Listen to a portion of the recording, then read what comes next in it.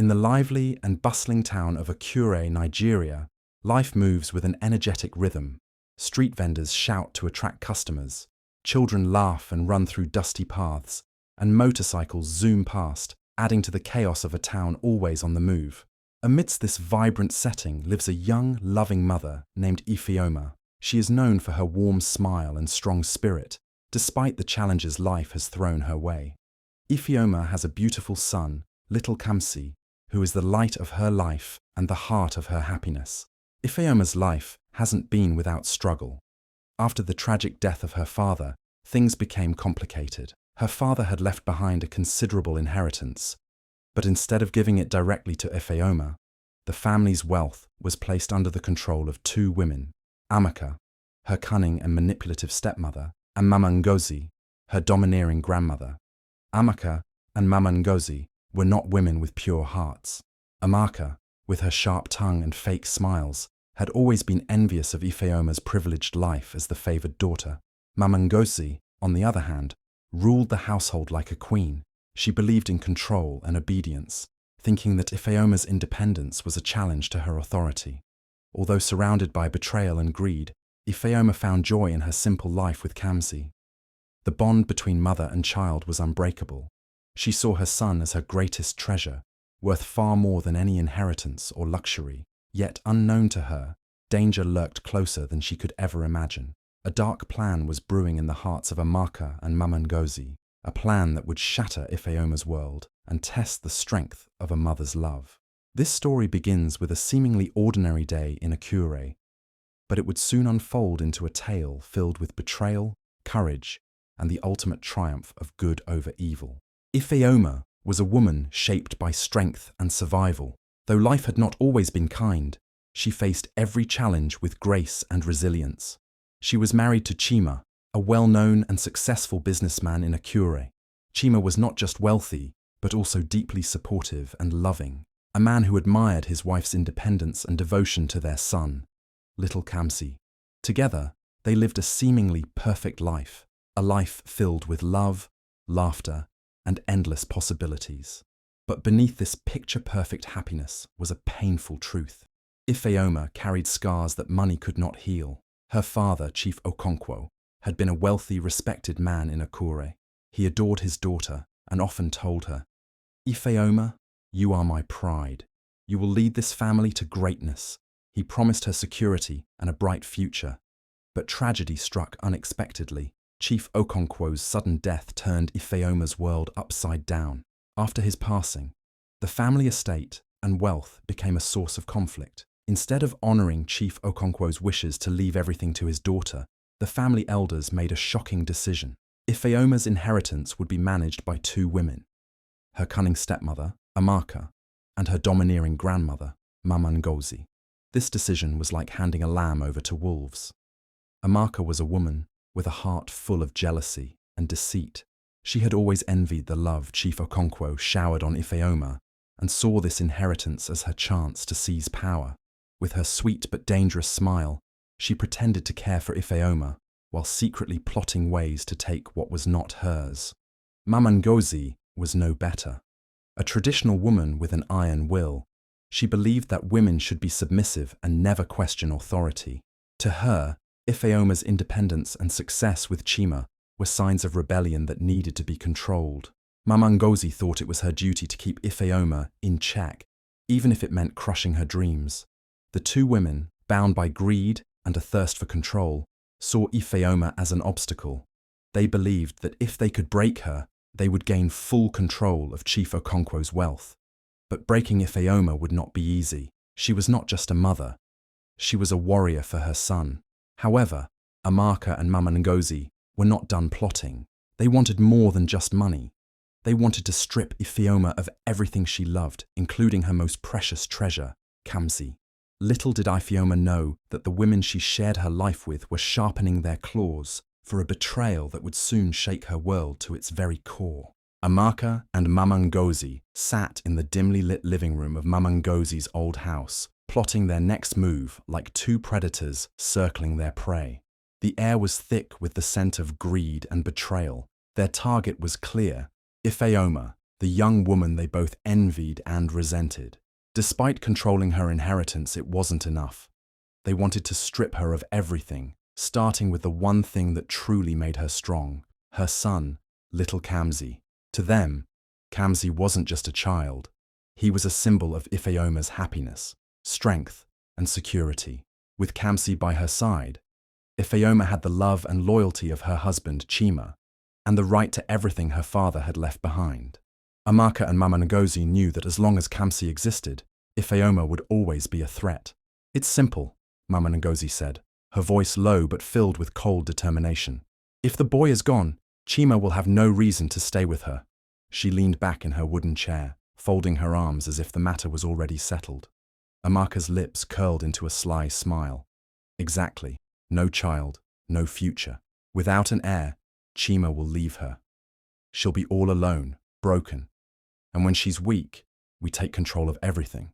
Her eyes gleamed with malicious excitement as the plan began to take shape in her mind. The idea was cruel, but they had convinced themselves it was necessary.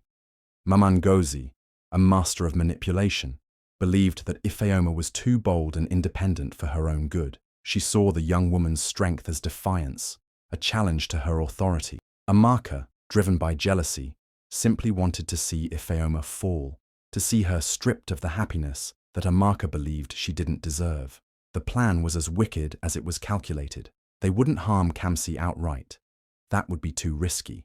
Instead, they decided to take him away, far away, where no one would ever find him. An orphanage in a distant village was their chosen destination. With Camsi gone, Chima would be heartbroken. Amaka and Mama Ngozi were certain that he would blame Ifeoma for the disappearance and eventually leave her. Once she was isolated and devastated, they could swoop in and claim complete control over the wealth and property. But timing was everything. They needed to wait for the perfect opportunity. "We'll do it when Chima is away on one of his business trips," Mama Ngozi said with confidence. "No one will suspect a thing." Amaka nodded, already imagining the victory that awaited them. "We'll drug her," she suggested. "Make her sleep so deeply she won't even hear us take the boy." The two women smiled wickedly at each other, their bond now strengthened by shared evil.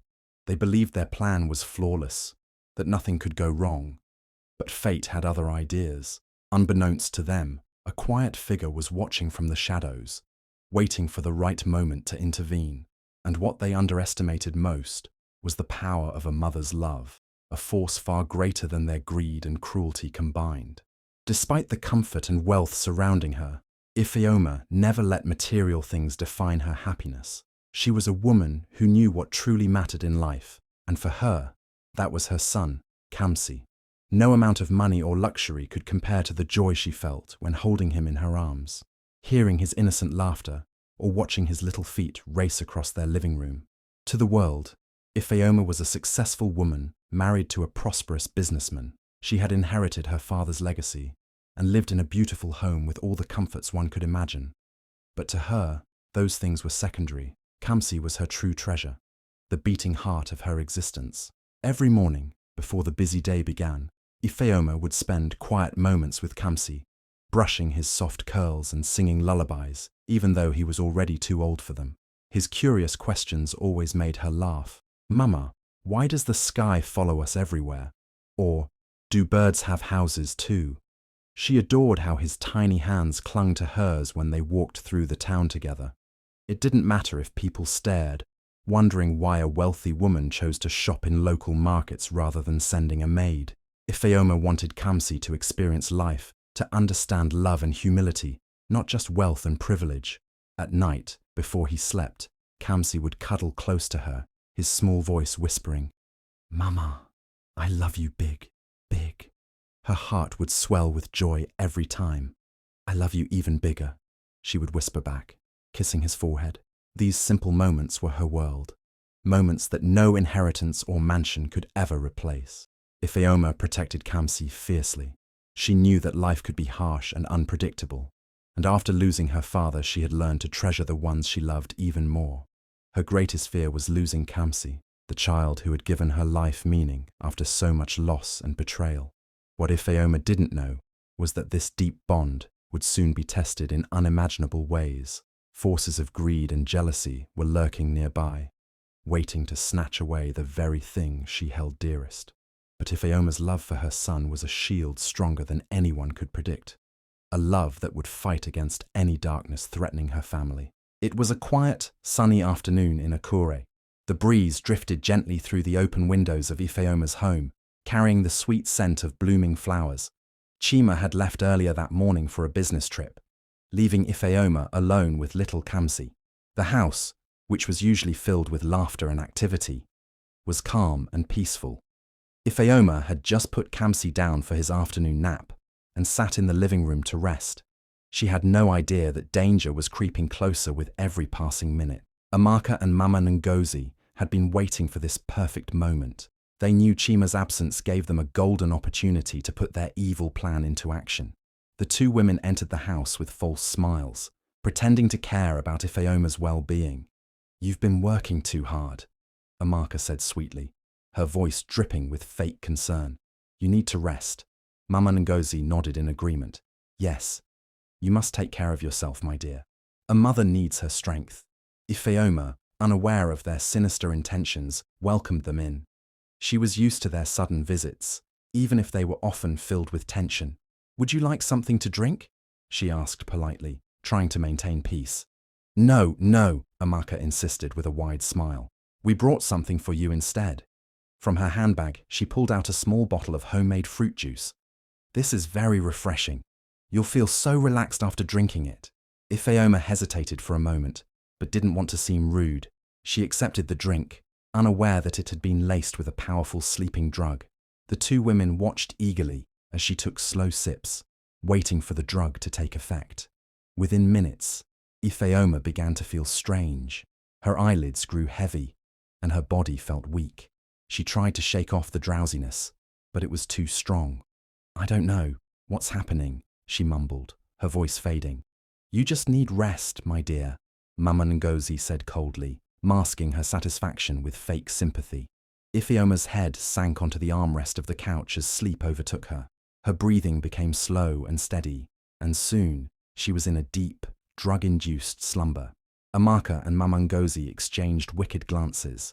The first part of their plan had worked perfectly. With Ifeoma unconscious, the path was clear for them to proceed to the next stage of their scheme, the kidnapping of Camsi. They moved quickly and quietly, knowing that this was their chance to finally destroy Ifeoma's happiness and claim the wealth they had long desired. But fate has a way of intervening when evil plots are at work. Though the house seemed silent and empty, an unseen force was watching, waiting for the right moment to act. Night fell over Akure, wrapping the town in darkness. The streets were quiet, except for the occasional hum of distant crickets and the rustling of leaves in the cool evening breeze. Inside Ifeoma's house, everything was still. Ifeoma lay motionless on the couch, trapped in a drugged sleep so deep that not even the sound of her own breathing could wake her. In the nursery, little Camsi slept peacefully, his tiny chest rising and falling in rhythm. He was completely unaware of the danger creeping toward him. Amaka and Mama Ngozi moved through the house like shadows, careful not to make a sound. Their eyes gleamed with a wicked determination as they inched closer to the nursery door. "Be quiet," Mama Ngozi whispered sharply to Amaka, who nodded and clenched her jaw. Every step brought them closer to completing their evil mission. Slowly, they pushed open the nursery door. The room was bathed in the soft glow of a nightlight, shaped like a star. Camsi lay curled up in his little bed, his favorite blue blanket wrapped around him. For a brief moment, the innocence of the scene made even Amaka hesitate, but greed and jealousy quickly pushed any trace of doubt from her heart. Mama Ngozi, cold and calculating, took charge. "Pick him up," she commanded in a low voice. "We don't have all night." Amaka leaned over and gently lifted Camsi from the bed. The child stirred slightly, but did not wake. His small body rested limply against her shoulder. "He's so light," Amaka whispered, almost as if talking to herself. "Stop wasting time," Mama Ngozi hissed. "Let's go." With swift, practiced movements, they carried Camsi out of the nursery and through the back door of the house. The cool night air hit their faces as they hurried toward a waiting car parked a few streets away. The plan was simple but cruel. They would drive Camsi far from Akure, to an orphanage in a remote village where no one would ever find him. He'll grow up not knowing who he is, Amaka said with a wicked smile as they loaded Camsi into the back seat. And Ifeoma, she'll be finished. No son, no marriage, no future. Mamangozi nodded grimly. That's how it should be. As they started the car and sped off into the darkness, the town of Akure remained unaware of the terrible crime unfolding. But fate had not abandoned Camsi. Unknown to Amaka and Mamangozi, a watchful pair of eyes had seen everything from a distance, eyes that belonged to someone who would soon become Ifeoma's unexpected savior. The night was dark and still, with only the soft rustle of leaves and the distant hoot of an owl breaking the silence. Most of Akure had already fallen asleep, their homes bathed in shadows. But in a small house near Ifeoma's, Baba Ade sat by his window, enjoying the cool breeze. Baba Ade was an elderly man, known for his wisdom and quiet nature. People in the neighborhood often came to him for advice, as he was a man who spoke little but saw everything.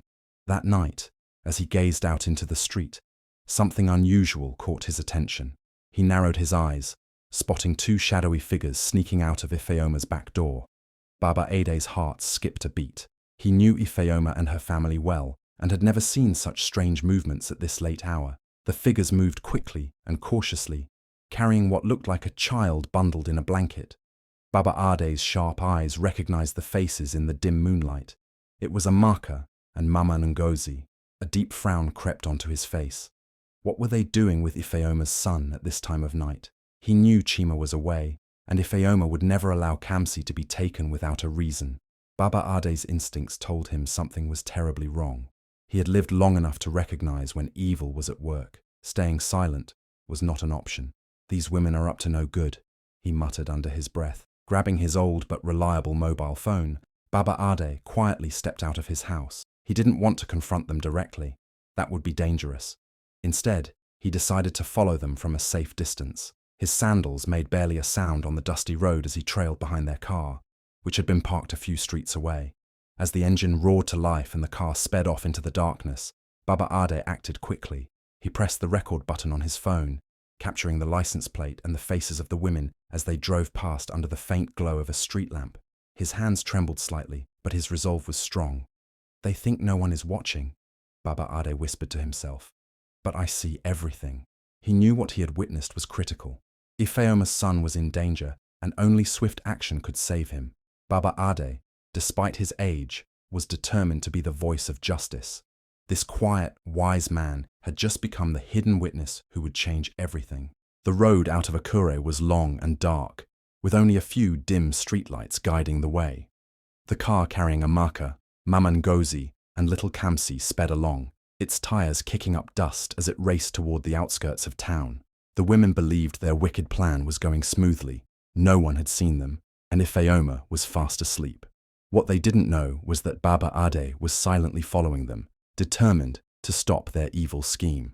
Baba Ade walked swiftly to the main road, his heart pounding, but steady. He hailed a passing motorcyclist, a young man named Tunde, who often ran late-night errands. "Take me down this road quickly," Baba Ade said urgently. "But stay at a distance. I don't want them to see us."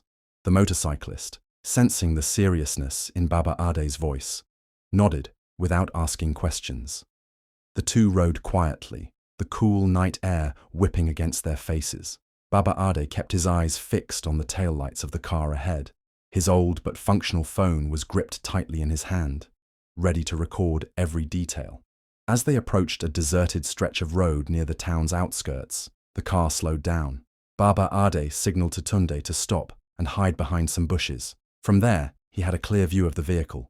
The two women got out, whispering to each other as they checked on Camsi, who was still asleep in the back seat. Baba Ade's fingers trembled slightly as he hit the record button on his phone. The grainy screen showed Amaka's face as she glanced nervously around, while Mamangozi pulled Camsi out of the car with rough hands.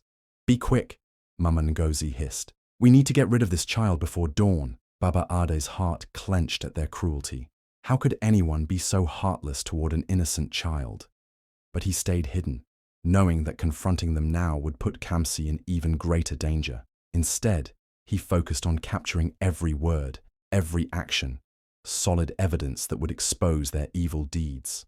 As the women discussed their next move, Baba Ade whispered to himself, "This video will save that boy. They will not get away with this."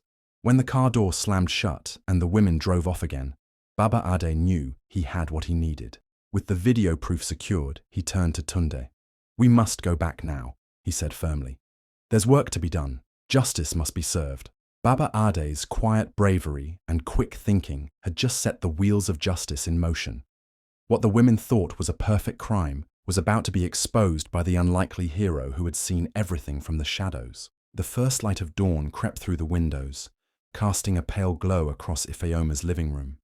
Slowly, the effects of the drug began to wear off, and Ifeoma stirred on the couch. Her head throbbed, and her body felt weak, but something inside her heart tugged harder than the pain, an uneasy feeling she couldn't explain. Suddenly, she remembered Camsi. Her eyes flew open as panic gripped her chest. She sat up abruptly, ignoring the dizziness that threatened to pull her back down. "Camsi!" she called out, her voice shaky and filled with urgency. There was no response.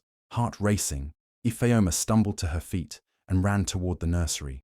The door was slightly ajar, and the room was eerily quiet. Her breath caught in her throat as her eyes landed on the empty crib. The blanket that Camsi always clung to lay crumpled on the mattress, but Camsi was gone. "Camsi!" she screamed, her voice breaking with fear. She searched every corner of the nursery, hoping he was just hiding, but deep down she knew something was wrong, terribly wrong. Tears blurred her vision as she ran through the house, calling his name again and again. "Camsi, where are you?" Desperation clawed at her as she searched every room, throwing open doors and checking under furniture. But there was no sign of her son. It felt like the walls were closing in on her, suffocating her with the weight of unimaginable grief. "No, no, no!" Ifeoma cried, collapsing onto the floor. Her body shook with uncontrollable sobs. The pain in her heart was unbearable, like a knife twisting deeper with every second Camsi was missing. Neighbors, drawn by her anguished screams, rushed to the house. "What happened?" one woman asked, her voice filled with concern. "My son, my baby, Camsi is gone," Ifeoma wailed, clutching her chest as though trying to hold her breaking heart together. "Someone took him. Please help me." The news spread quickly through the neighborhood. More people gathered, their faces etched with shock and sympathy. Some began searching nearby streets and calling out Camsi's name, while others tried to comfort Ifeoma, but no words could ease the unbearable pain she felt. As she lay on the cold floor, trembling and broken, Ifeoma whispered through her tears, "Please God, bring my son back to me." What Ifeoma didn't know was that fate had already begun moving in her favor. Baba Ade, the hidden witness, was about to change everything. But for now, Ifeoma was a mother drowning in despair, clinging to hope with every fragile breath. The news of Camsi's disappearance spread through the town of Akura like wildfire. Mothers gasped in horror, fathers shook their heads in disbelief, and children whispered to one another, frightened by the thought of a missing child. Camsi was well loved by everyone who knew him. His bright smile and cheerful greetings had warmed the hearts of neighbors and shopkeepers alike. Now, the thought of him being in danger made the entire town restless. Neighbors began arriving at Ifeoma's house, determined to help. Some women hugged Ifeoma as she wept uncontrollably, offering words of comfort. Others brought water and tried to calm her down, though nothing could truly ease her pain. "We'll find him, Ifeoma," one elderly woman promised. "Don't lose hope." Young men gathered in groups, ready to search every corner of the town. They divided themselves into teams, each taking a different part of Akura. Some headed toward the nearby market, while others combed through quiet alleys and fields. "Camsi, Camsi!" they called out loudly, their voices echoing into the distance. Meanwhile, someone had managed to reach Chima, who was still on his business trip in Lagos. The moment he heard the devastating news, Chima's heart nearly stopped. "What do you mean my son is missing?" he demanded over the phone, his voice filled with panic and disbelief. He didn't wait for more details. Dropping everything, Chima booked the earliest flight back to Akure, determined to be by his wife's side. As evening approached and the search continued, the streets of Akure were filled with worried faces. Shop owners closed early to join the search. Even the town's chief sent word to the local authorities, urging them to act quickly. Despite the overwhelming sadness, the sight of the community coming together gave a small spark of hope. Strangers who had never spoken before now worked side by side, united by a shared goal, to bring Camsi home safely. Ifeoma, though weak and heartbroken, found comfort in seeing the people's determination. She stood at her gate, watching as the search teams moved through the town. "Please," she whispered to herself, tears streaming down her face. "Let him come back to me." Chima arrived that night, his face pale and filled with anguish. He rushed to Ifeoma, pulling her into a tight embrace. "We'll find him," he promised, though his voice trembled with fear. "I won't stop until our son is back." The community's love and unity gave Ifeoma and Chima the strength to hold on to hope. And though the night seemed dark and endless, whispers of justice and rescue were already on the horizon. Thanks to Baba Adi's quiet courage, the night was heavy with tension. Search teams returned one by one, shaking their heads in frustration. Camsi was still missing. Ifeoma sat on the front porch, her face pale and tear-streaked, while Chima paced back and forth like a man possessed. "We have to find him," Chima muttered through clenched teeth, his fists balled tightly. "I won't rest until my son is safe." Just then, a quiet voice broke through the tense silence. "Chima," the voice called softly but firmly. Turning around, Chima saw Baba Ade standing at the gate, his face calm but serious. "Baba Ade," Chima greeted respectfully, though his voice carried confusion. "Is something wrong?" The elderly man shook his head slowly. "I know what happened to Camsi," he said gravely. Chima froze, his heart racing. You know." Ifeoma, hearing this, shot to her feet, desperation flashing in her eyes. Baba Ade nodded. "I saw everything. Amaka and Mamangozi took him. I followed them quietly and recorded it all." He held up his old but reliable phone. "Here is the proof." Chima's eyes widened as he grabbed the phone. His hands shook as he watched the grainy but clear footage. There they were, Amaka and Mamangozi carrying Camsi out of the house, loading him into a car, and driving off toward the outskirts of town. Every detail was captured, from their faces to the car's license plate. Rage boiled inside Chima. "Those wicked women!" he growled, his voice trembling with fury. "How could they do this to my family, to an innocent child?" Baba Ade placed a calming hand on Chima's shoulder. "We must be wise, my son," he said gently. "Rushing in with anger will only put Camsi in more danger. We need a plan." Chima took a deep breath, forcing himself to think clearly. "You're right, Baba Ade," he agreed. "We need to act smartly and fast." Together they devised a strategy. Baba Ade would accompany Chima to the police station, where they would present the video evidence. The police would set up a discreet operation to catch Amaka and Mamangozi red-handed, before they could harm Camsi or abandon him at the orphanage. As they finalized the plan, determination replaced Chima's earlier despair. "They won't get away with this," he vowed, his voice steady and full of resolve. "I will bring my son back." Baba Ade nodded solemnly. "Justice will be served," he assured Chima. With hope rekindled and a clear plan in place, Chima and Baba Ade prepared to take the next crucial step, confronting the wicked culprits and rescuing little Camsi from their clutches. The sun had barely risen when Chima, Baba Ade, and a team of stern-faced police officers drove swiftly toward the outskirts of town. The tension in the air was thick, but Chima's heart burned with fierce determination.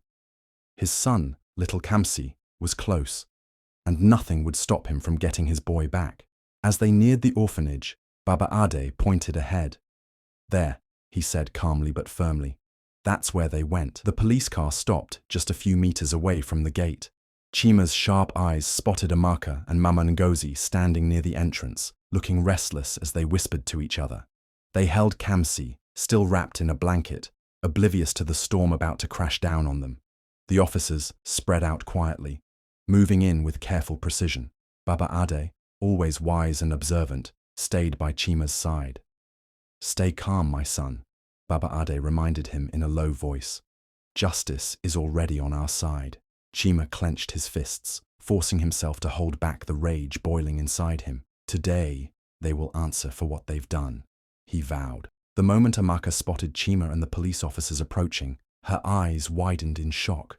"They're here!" she hissed to Mama Ngozi, panic flashing across her face. What do we do?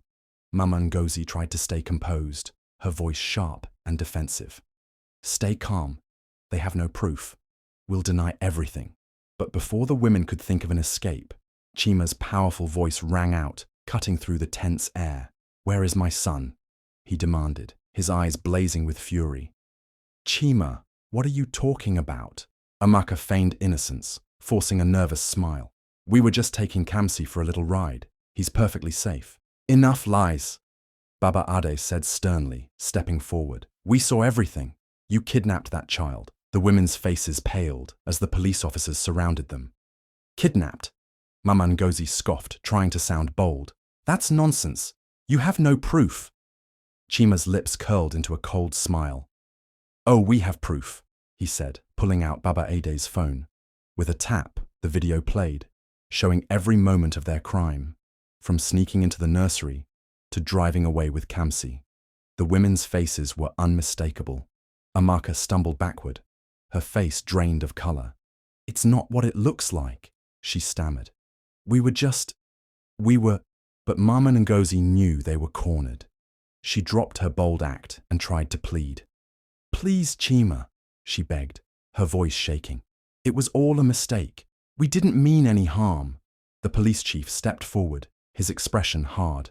Enough talk, he said. You're both under arrest for kidnapping. As the officers handcuffed Amaka and Mama Ngozi, their protests faded into desperate sobs. The weight of their betrayal had finally caught up with them. Chima rushed toward Camsi, who had just woken up, his innocent eyes blinking in confusion. Camsi, Chima whispered, scooping his son into his arms.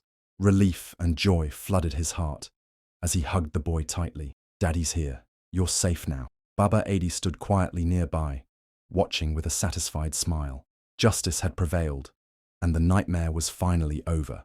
The news of Amaka and Mama Ngozi's arrest spread through Akure like wildfire. People gathered in groups along the streets, whispering and shaking their heads in disbelief. How could they do such a terrible thing? One woman asked, her voice filled with shock. To kidnap their own grandchild. It's unthinkable. At the police station, Amaka and Mama Ngozi sat in the interrogation room, their faces pale and filled with fear. Gone were their boldness and arrogance. Now they were just two desperate women caught in the act of a heartless crime.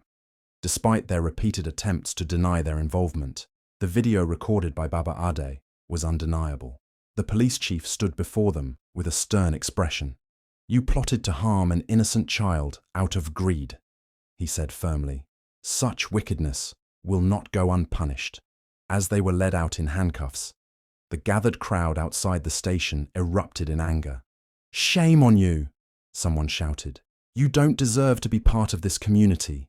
Another person added, Ifeoma trusted you, and this is how you repay her? Kidnapping Camsi for money? You are heartless. Even those who had once respected Mama Ngozi shook their heads in disappointment. We never thought she could stoop so low, an elderly man murmured sadly. Greed has poisoned her heart. Chima and Ifeoma stood nearby, watching as justice unfolded. Ifeoma's eyes brimmed with tears, not of sadness, but of relief. The nightmare was finally over. Chima held her hand tightly, his voice steady with resolve. They will never hurt our family again, he promised. Baba Ade, standing quietly beside them, nodded with satisfaction. Evil may hide for a while, he said wisely, but it will always be exposed. The community's condemnation was swift and fierce. People vowed never to let such betrayal go unnoticed again. Greed and wickedness had no place in their town. As Amaka and Mama Ngozi were driven away in the police van, the crowd dispersed, murmuring prayers of gratitude for Camsi's safe return. Justice had been served, and Akure had witnessed the triumph of truth over deceit. Though the scars of betrayal would take time to heal, Ifeoma knew one thing for sure. Her family was stronger, and love had won in the end. The bright afternoon sun shone down on Akure as Chima's car pulled into the driveway. Ifeoma stood at the front door, her hands trembling, her heart racing faster with every second. Her eyes were red from sleepless nights and endless tears. But now, hope filled her chest, a hope she hadn't felt in days. As Chima opened the car door, little Camsi peeked out, blinking curiously. He was safe, unharmed, and as beautiful as ever. The moment Ifeoma saw him, she let out a cry that came straight from her soul. "Camsi!" she shouted, running toward her son with open arms. Camsi's face lit up in recognition. "Mama!" he squealed joyfully. Without wasting a second, Ifeoma scooped him up into her arms, holding him tightly against her chest. She buried her face in his soft curls, her tears soaking his little shirt. Her entire body shook with emotion. "Oh, my baby, my precious Camsi," she sobbed. "I thought I lost you forever." Camsi, sensing his mother's tears, wrapped his tiny arms around her neck. "Don't cry, Mama," he said in his sweet, innocent voice. "I'm here." The neighbors, who had gathered outside to witness the reunion, clapped and cheered. "Thank God!" one woman exclaimed. "The child is back home." "God has answered our prayers," another neighbor added, wiping tears from her eyes. Chima stood beside Ifeoma, watching the emotional scene with gratitude and pride. "We're a family again," he said softly, placing a comforting hand on Ifeoma's back. Baba Ade, who had quietly followed them home, smiled gently. "The storm is over," he said wisely. "Now it's time for peace." The town's joy was contagious. Some women sang songs of thanksgiving, while others danced in celebration. People brought gifts and food to the family, eager to share in their happiness. "We are so happy for you," one elderly woman said, handing Ifeoma a basket of fruit. "Your strength and love as a mother have inspired us all." As the evening wore on, the house filled with laughter and joy. Camsi played happily with the neighbors' children, completely unaware of the danger he had just escaped. Ifeoma watched him, her heart swelling with love and gratitude. She whispered a silent prayer of thanks, knowing that no matter what challenges came their way, she would always protect her son with everything she had. That night, Akua celebrated not just the safe return of a child, but the triumph of love, courage, and community. Evil had been defeated, and a mother's love had proven stronger than any scheme. The story of Ifeoma and Camsi is a powerful reminder of some important truths about life. It teaches us that love, courage, and community can overcome even the darkest moments. Ifeoma's fierce love for her child gave her the strength to survive the terrible pain of Camsi's kidnapping. Despite her fear and heartbreak, she never gave up hope, proving that a mother's love is unbreakable. This story also shows how greed and selfishness can destroy lives. Amaka and Mama Ngozi's desire for wealth led them down a wicked path, causing them to lose everything, including the trust and respect of their community. Their betrayal serves as a warning that evil actions never go unpunished. At the same time, the story highlights the power of community. When Camsi went missing, the entire town of Akura came together, offering help, comfort, and strength to Ifeoma and her family. Without the courage and wisdom of Baba Ade, justice might not have been served. His bravery showed that even one person can make a big difference by standing up for what is right. In the end, good triumphed over evil. Love and truth won, and peace was restored to the family and the town. This story reminds us that no matter how difficult life gets, we should always hold on to hope, trust in the support of others, and believe that justice will prevail.